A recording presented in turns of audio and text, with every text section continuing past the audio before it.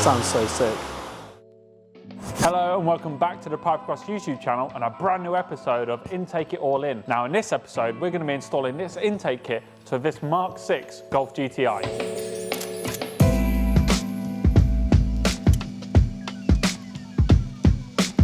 So before we install the kit, let's talk about what's in the box.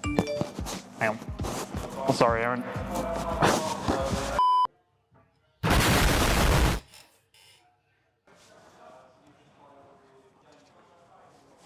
I have a problem. So we're back in the bay. Now the car's up to Luke's standards, we can actually carry on with this video of fitting this PK3070 induction kit to this Mk6 Golf GTI. This is actually one of our employees' cars, Ehren, who's behind the camera. So he's going to jump from behind the camera and get involved with Luke to fit this to the car. And the great thing is Luke's going to give you a technical insight as into why you should be fitting a Pipercross intake to your car. So in this video we're going to cover what's in the kit, why you should fit the kit and how your car's going to benefit from that, and how easy is it to fit a PK kit to your car. Step one. So first step, generally open up the box, check all your kit contents and read through the instructions and get a good idea really of what you're going to be doing today. It's a nice open cone, full replacement kit, PK370, so it replaces everything all the way back to the turbo when we say something like that. So that is all the airbox, intake pipes, silicone hoses, etc. on that side of things. So cool. In the kit we have new replacement heat shield. That's good. We will have one of the first silicone, so this is the one that goes on to the air filter onto the MAF housing, because Mk6 has a MAF housing. We will then have in here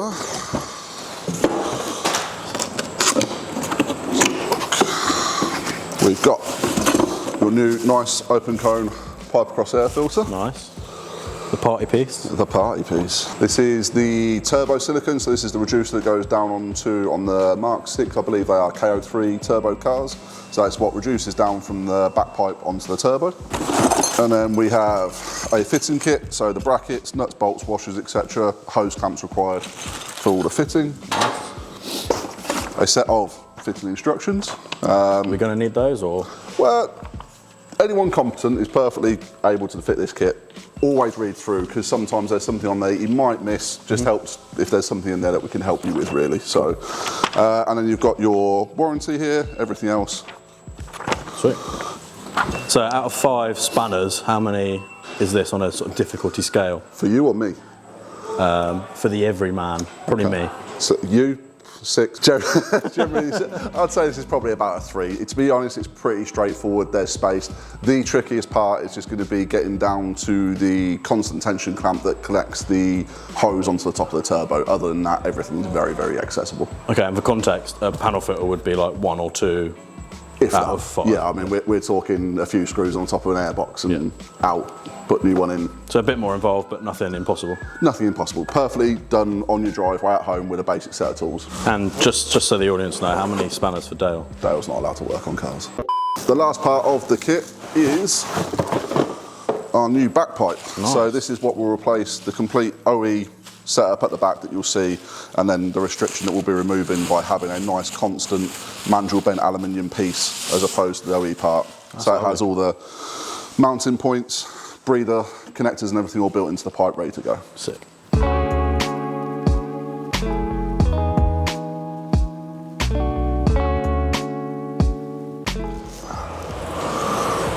So I can see there's some hardware. What sort of tools are we going to need? Is it in-depth or basic tools? Pretty basic. We need a constant tension clamp removal tool.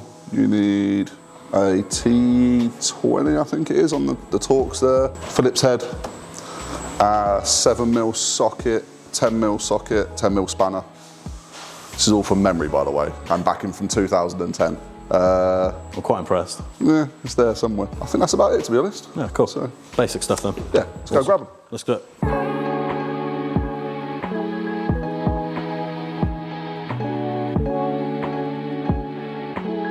So you were right about the tools, Luke, so I'm guessing the first step is remove the standard intake system. Now, that's what you'd think, but this is why you should read the instructions. What I actually need you to do first to be able to get access is I need you to just remove the front headlight. Okay. So if you could do that, that'd be great. Me? Yeah, you. Now, let's Uno reverse this and you get over here. I'm pretty sure from memory it's just those two top bolts. And Yeah. Does it just need to pop loose, or? I think so. Yeah. This is the bit where I drop it, you ready? Yeah. Happens a lot. So now? So now the headlight should be free. I think it's just on like a little popper down there, is it maybe? I'm not sure. I know what you have to do. If you now just put these two bolts back in and the one down there and read the instructions, you'd realise you don't have to remove the headlight, which is why I do instructions. Oh, okay. So I should have just read them. Read them, yeah. Okay. Sweet. Brilliant. Looks like. That's cool. Lessons learned. Read the instructions first, and in some cases don't listen to Luke. So taking that on board, it doesn't actually say anything about removing headlights. Step one is this duct, I believe. Cool. And then you can, if you really need to, do this, pop that off. Sweet. Just give you a little bit more in. Yeah, nice. Now, I am happy to offer you 2 lifelines during the course of this. I've used fitting. one, haven't I? Well, we'll call that give free. me that one for free. Because it's painful watching try and take out a T25 at the minute. I'm not going to like it. I'll save one for now because I've just got it, I say, before losing it again. Nice. Lovely. Like that. Yeah. And then just up and under that coolant line. Lovely. And out we are. There we go. Don't stand there like you're holding a fish.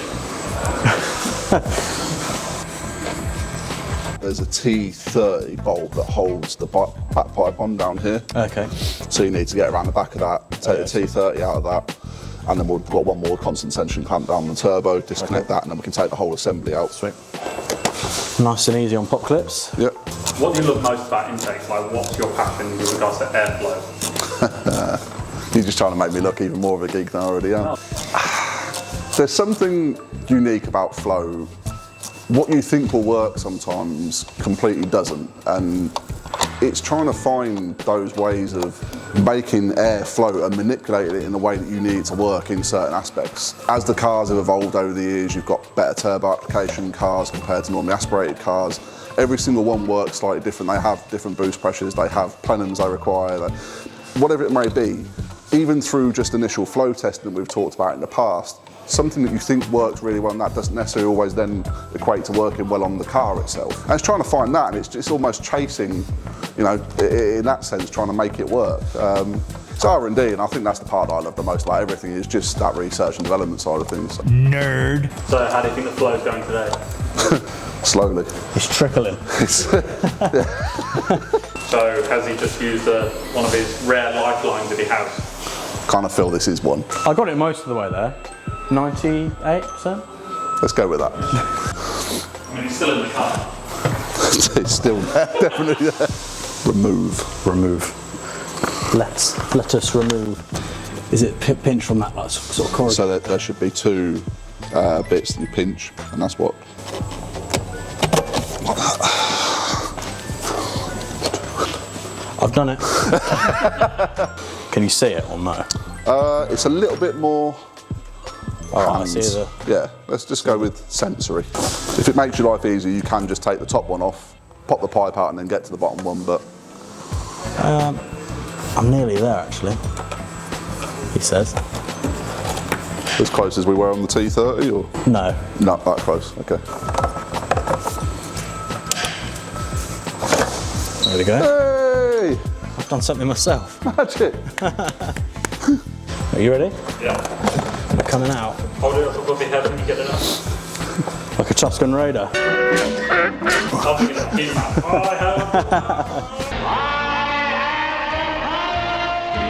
I've heard that there's an urban myth about Pipercross universal air filters, foam filters, that if you put them to your ear, you can actually hear the ocean.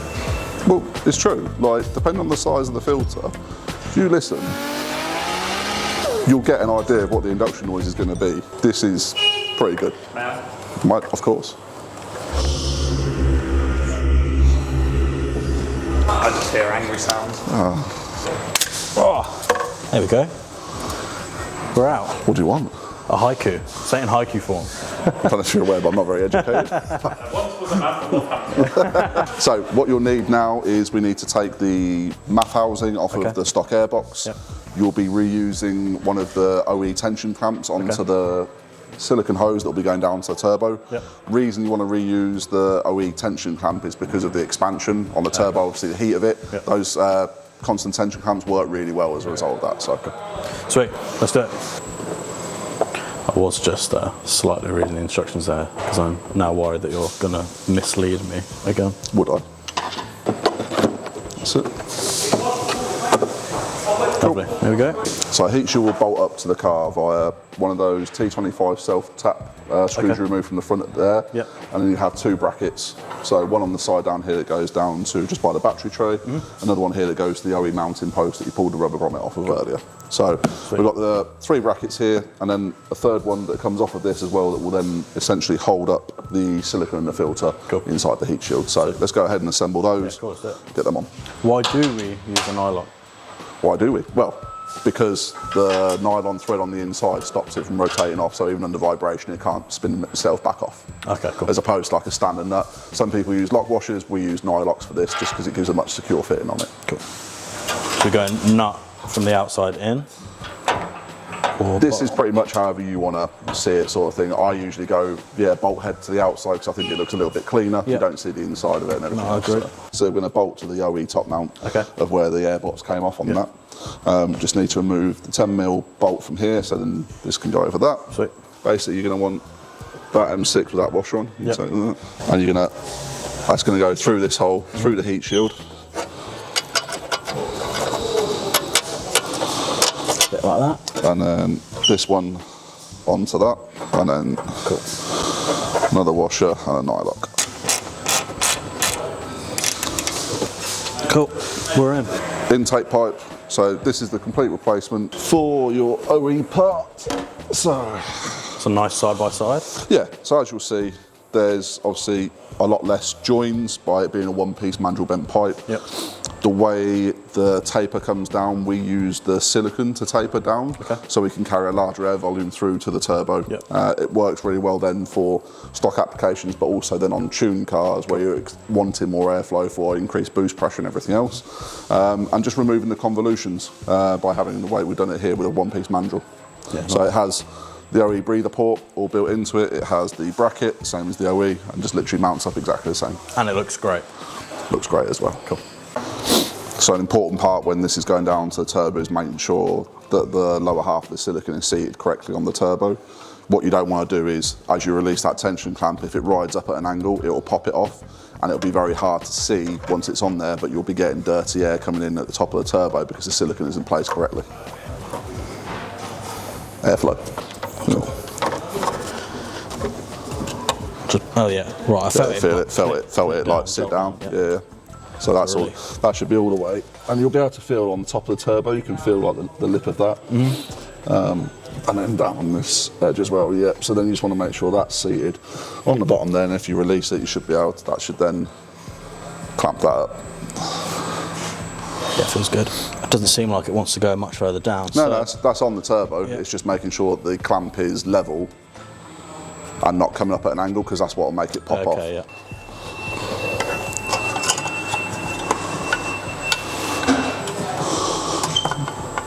Cool. Yeah, feels like it's in there. So make sure it gets a good purchase all the way down to silicone because it's got the rolled rib on the end of it. So what we need is for the rib at the end of the pipe, the reason that we rib the ends is that once you clamp it up, then it can't then pull itself back off. So the hose clamp's got something that it's fighting against, so it can't ever just pop off through pressure. Cool. So.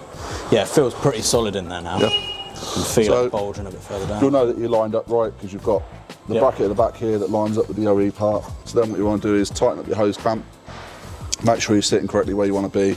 Cool. Pop your breathe back on, and then we'll put the mounting bolt back into the back of the backpipe to hold it in place. So what we've installed so far, we now have our heat shield assembled with the brackets now bolted in place. We have our new turbo inlet silicone onto the top of the turbo, and now Ehren's just installing the new revised backpipe that we've put into place, which will be connected via a hose clamp, and then refitting the breather hose onto the back. Finally, the OE T30 mounting bolt to keep the pipe secure. Bolt. There we go. Drop the pipe down onto it and then tighten it up once you're happy with the position. Yeah, that makes it a lot easier rather than...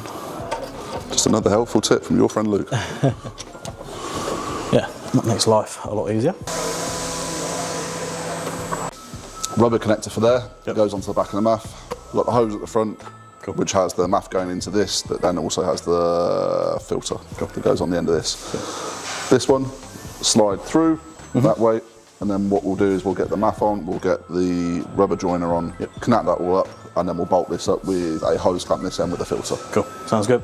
So very important thing when we're reinstalling the MAF sensor, make sure it goes back in the right way for the airflow. Okay. Put it in the wrong way, going to get an engine check light, and you're going to be sitting there wondering why have you got an engine check light, and it's going to be down to something as simple as that. Cool. So on the MAF sensor here, you've got an arrow, that indicates which way the air is flowing. Cool. So another way to look at it on the Mk6 is grate at the front, open at the back. So get your rubber joint on the back there. Yeah, she's on. Make sure that's nice and level on there, and then MAF sensor inside the other end. That feels all the way on now. So Lou, what are the 3 things that people need to do before fitting their intake kit or look for in their car? So first thing I'd always say is make sure you've got a healthy car. There's no point adding performance modifications to a vehicle that's going to have health issues already, because you might start to think it was the part that you fitted beforehand and what have you. Number 2, make sure you've got all the parts before starting. Always handy to make sure, have a read through the instructions, understand if you feel like it's gone outside of your sort of capability range, take it to a garage. There's no point spending the money on a nice intake, ruining it and not being able to do it, making a mess of everything, losing parts, etc, etc. Number 3, enjoy it. Like, this is a hobby. Like, we like this stuff. Don't get stressed out by it. Take your time with it and just go through it and enjoy it. Ooh. The nice party piece, as we said earlier.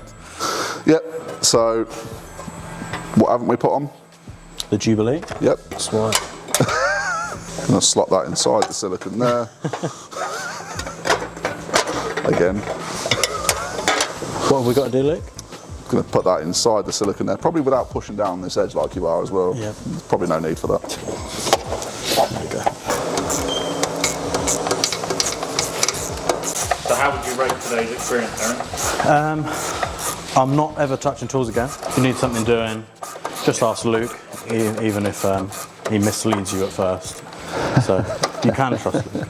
Most importantly, are you excited? Yeah, I can't wait to hear the transformation sound. The sound clips before were very underwhelming.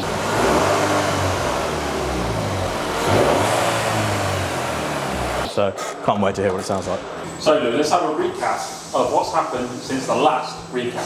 So on the last one, we were installing all the backpipe onto the turbo, etc. We have now, well, Ehren, obviously, has now installed all the front silicones, the connector. The MAF has gone back in place that we removed from the airbox earlier. Important thing on that, again, just to reiterate, make sure that goes back in the correct orientation with the airflow flowing the right way, otherwise we'll start having engine light issues and everything else. Finally, we've got our Pipercross air filter with a 3-stage parent foam onto that. Last bits to do now, reconnect the MAF, check all the nuts, bolts and hose clamps are tight, reinstall the engine cover, and let's get it started and see what it sounds like.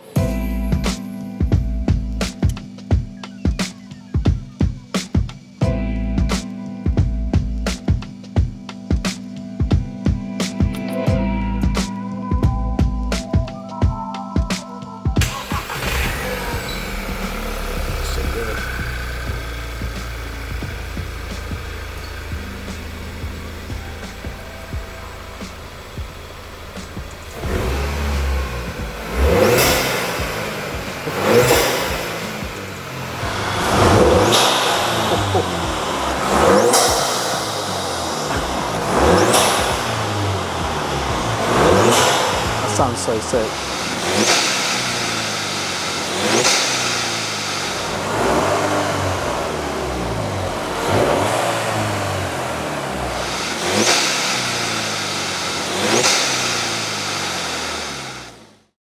So that's it for this episode of Intake It All In. Now in this episode, we've covered our PK3070 induction kit. We've also showed you how to install a kit and why you would install a Pipercross induction kit to your car. Thank you very much for watching. Make sure you like, share, subscribe, and tap that notification bell to be notified when the next video goes live.